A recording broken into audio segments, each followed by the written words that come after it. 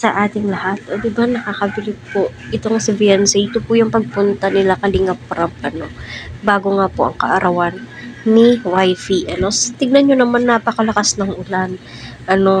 Yun, sinundo po niya doon sa kalsada, ligyan ng payong si Kalingap Edu, Kalingap Prab, diba? So, ganun po, kahambol, kabait itong si Beyonce, kaya napapabilib po si Kalingap Prab sa ugaling meron si Beyonce po, so kaya deserve na deserve po ni Beyonce yung mga blessings na natatamasa nga po niya gayon. Naway hindi po magbago si Beyonce. Kung magbabago man siya, dapat noon pa yung kasagsagan ng napakaraming sumusungkit po sa kanya, pero never po siyang nagpadala.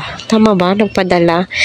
Kasi iniisip niya, at sabi nga po niya ay palagi po siyang nanonood ng Kalingap. So, alam niya kung ano po yung nangyayari sa loob ng Kalingap between beneficiary and sponsors. So, yun, umiiwas din po itong si Beyonce na may dumirekta nga po sa kanila. O, diba? Sana all na lamang po, So, ayun nga po, kay Sir July Paunil, ay bago nga po na naganap ang kaarawan ni Beyonce, ay may mga trials po silang napagdaanan.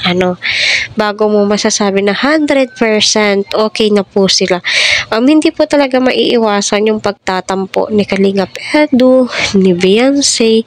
So, part lang po yan siya ng love team. Kaya nga sabi ni Sir July, okay na po sila ngayon. At maraming viewers ang nagsasabi na hindi magiging successful yung relasyon kapag wala kang unos na nadadaanan, kasi dyan matitimbang kung gaano kayo tawag nito, katatag.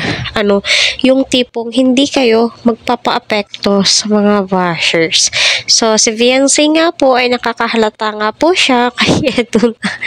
Sabi nga ni Edu, lalo kang gumaganda ngayon. Anong sabing gano'n? Ay nako, binubola mo naman ako. So, yun po palagi. Although di naman po palaging sinasabi ni Beyonce iyon kay Edu. Pero ang akala ni Beyonce ay binubola lang po siya ni Edu. Kaya minsan siguro hindi po nagpapaniwala itong si Beyonce sa mga sinasabi ni Eds. Pero ramdam naman po nating lahat na soon or later, magkakatuluyan po sila, hindi pa man sa ngayon, sa taktang panahon, di ba? Handa naman kayang maghintay si Eds. So, willing to wait naman siya. O, di ba? At least tayo, ng mga viewers, ay may assurance. At kita naman po natin si Beyonce,